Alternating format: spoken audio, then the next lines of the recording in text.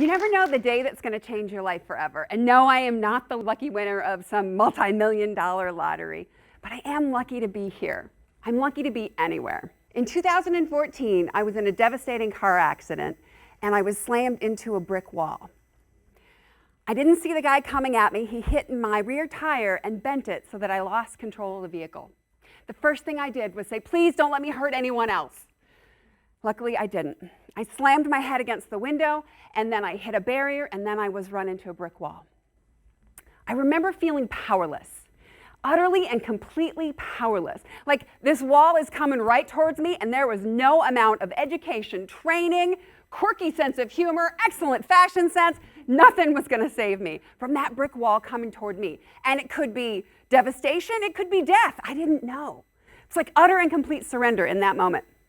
What did end up happening was I ended up with a brain injury all over my head. It was like getting hit with 3 linebackers. My point is that no one expects a brain injury. I hadn't planned for it. I didn't pack for it. I wasn't ready for it.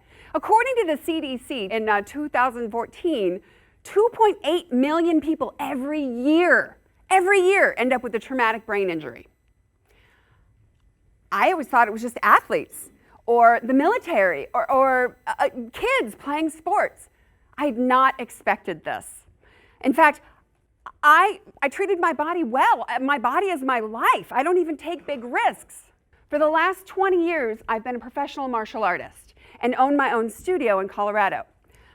I'm also a professional self-defense instructor in something called adrenal self-defense, and I was the first woman to earn her master ranking in my system of martial arts as well. Thank you. Thank you. In addition to the cognitive issues, I was in constant fight or flight. My adrenals were like, what is that? What is that? Did you hear something? Did you hear something? Constantly. What happened was I had like some kind of adrenal thing, abnormality happened as a result of my brain injury that produced adrenaline in my body all the time. What's the irony here? I teach adrenal self-defense and I end up with this crazy fight or flight on all the time. The irony was not lost on me. As I was learning how to get through this, one of the things that the doctors did was they put me in something called concussion protocol, which is a low stimulus environment. How many of you would like to be, I don't know, a week without your phone, TV, music, lights, interaction? How many of you would like that for 18 months? Right. So I was left alone with my thoughts a lot. One of the doctors said something to me that was absolutely brilliant. Dr. Vidlock said, the minute you start beating yourself up, your brain stops healing. I've been teaching people self-defense and how to get out of a bullying relationship or how to get out of toxic interactions with other people. And she was saying something that I had been seeing over and over in my line of work. We beat ourselves up thinking it's going to make us better. Thinking that somehow, if I tell myself that I'm bad at something or if I don't ever let myself forget my mistakes or my weaknesses, I'm going to get better? It's insane. If you think about how you raise an animal or how you raise a toddler, if you yell at it, is it going to shine? Probably not so much. We are programmed to be hard on ourselves. We are programmed to judge ourselves, to look for our mistakes, our missteps, our weaknesses. Our brains have a neural bias for negativity, but the difference is we start to think that we are the potential danger. So if I figure out what's wrong with me, not what's right with me, if I figure out what's wrong with me, then I'm going to be safe. Not necessarily. What I found out is that we can create a fight or flight response in ourselves against ourselves. And this is what I would call a toxic relationship. If you've ever been in a relationship with a bully, or you've known someone who's toxic, or you've been in a toxic relationship, it feels gross, right? It feels constrictive, it feels difficult, it feels like you feel sick or you want to get out of it, right? You want to get away from that person. What if that person is you? What if we're the ones creating toxicity to ourselves? That is how the inner bully is born. Wait, I have an inner bully? I don't know, you might. You might. If you were raised in a culture where beating yourself up seemed like a good idea, you might have an inner bully. Some of my clients report that they don't even know what the inner bully says because they feel not good enough all the time. They feel like, oh, I'm such a loser. Oh, I totally messed that up. What are you doing, dummy? And that voice is constantly running. So unless we out it, we don't know. The inner bully gets triggered by us doing something outside of our comfort zone. Something that might feel unsafe, but it's not really unsafe. The system, fight or flight, is built to protect us. For all of my martial arts career and my self-defense career, I've been helping people turn that fear into ferocity, fear into fierceness, turn that power on, because that's what it's built for, right? It's built for us to flee or fight, and now we also have freeze. So let's talk about the inner bully in terms of how it might look for you. Because you might not hear it, but you might see it on how you act or don't act. The first one is fight. It's easy to think about getting in a fight with someone else. What do you do when you're mad at yourself? What do you do when you're hard on yourself? What do you do when you feel blame for something you did years ago and you carry that with you? If you've ever sabotaged yourself, like you set a really good intention and then you keep noticing you're not getting it done, you're not doing the thing, you might have some fight going on in there. You can't tell me what to do. I'm not going to bed at 10 p.m. It's always a good idea to go to bed at 10 p.m. though. It's good for your brain. Anyway, my bully likes to tell me what to do because I have set up kind of rules and protocols. And I'm like, no, I'm not going to bed. No, you can't tell me what to do. I will sabotage myself. I have had students in exercise classes, this hurts my heart, hate themselves so much that they tried to push their bodies past their limits. You cannot hate yourself thin. You cannot hate yourself better. You cannot hate yourself successful. But you can create a toxic relationship in your system. The next one after fight is flight. So you think about, what do we run away from? How do we run away from something? Well, we can get the heck out of Dodge. We can avoid. We can withdraw. Or, I don't know, maybe you don't do this, but maybe we get distracted a little bit. Maybe we binge watch TV sometimes. Or maybe we avoid looking at whatever we need to look at because it makes us uncomfortable. We move ourselves away emotionally. We withdraw. The last one is freeze. And in self-defense world, we call that deer in the headlights, which is really healthy if you think about, like, there's a bear coming at you. I think bears actually are supposed to curl up. But like a snake, a rattlesnake, you kind of want to freeze. So it's a healthy response. But it doesn't work if someone's saying things to you or you're just uncomfortable and you don't know what to do about it, so you don't do anything. But that freeze response, what that looks like in our bodies is anxiety. If your inner bully is triggered, that might look like frozen. That might look like analysis paralysis. You don't know which decision to make. You don't know which decision is the best one, so you don't make any. Now, I can't just tell you about the inner bully without giving you some options. One of the best quotes I've ever heard, the most important decision you'll ever make is, do you live in a friendly or a hostile universe? If you live in a friendly universe, people might have your back. You might be able to get support. The world might be full of friends that you haven't met yet. The world might be able to give you back what you give to it. Or you might live in a hostile universe. You might think, I got to get mine before they get theirs.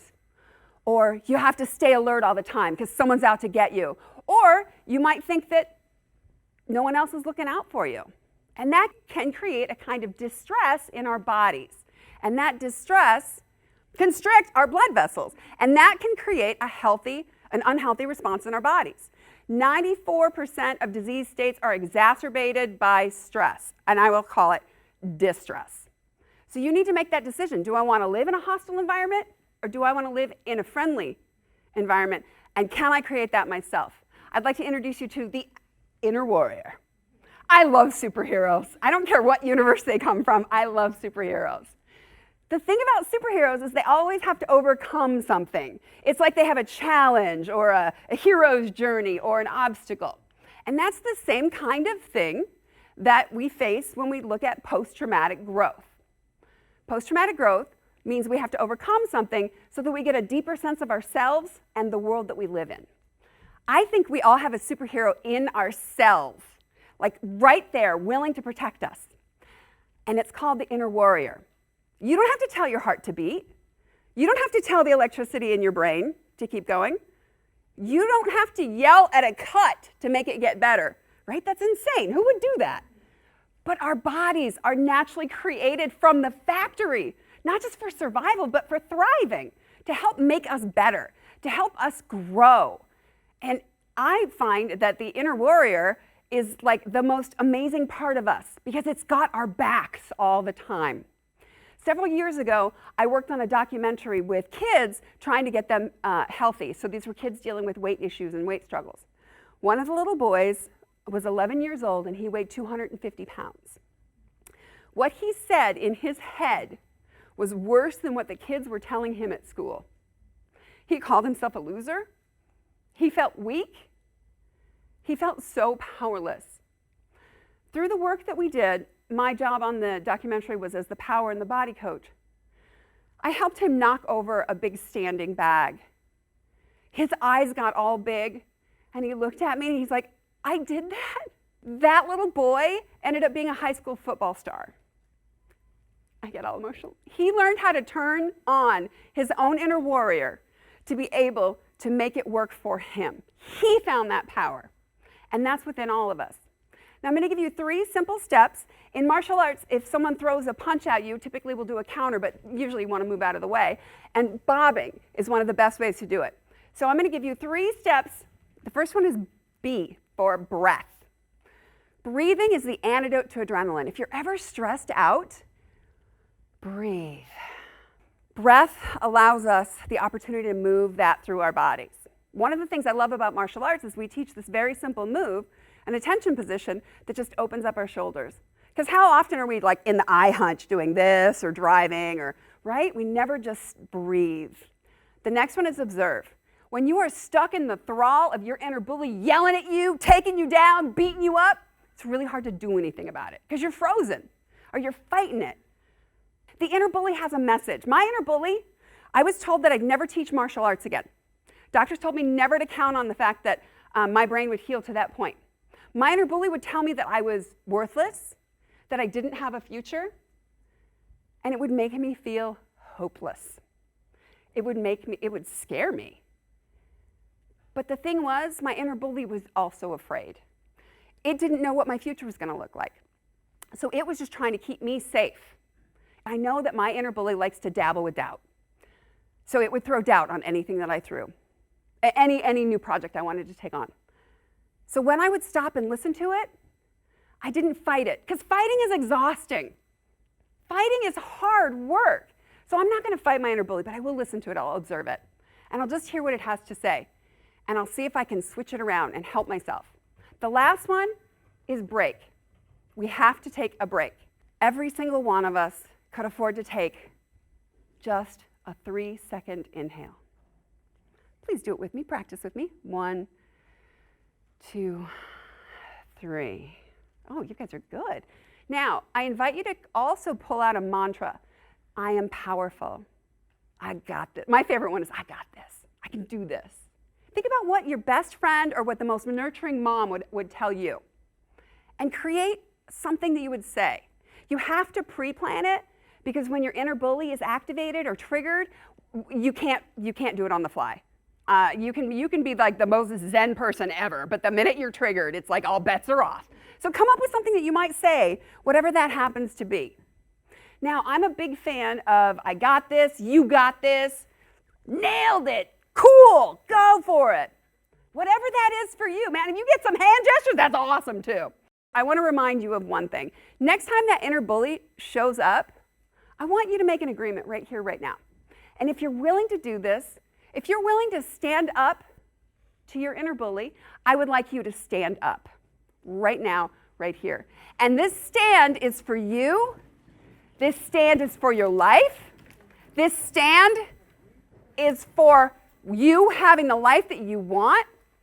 And on the count of 3, we're just going to go, I got this. Ready? 1, 2, 3. I got this. Thank you.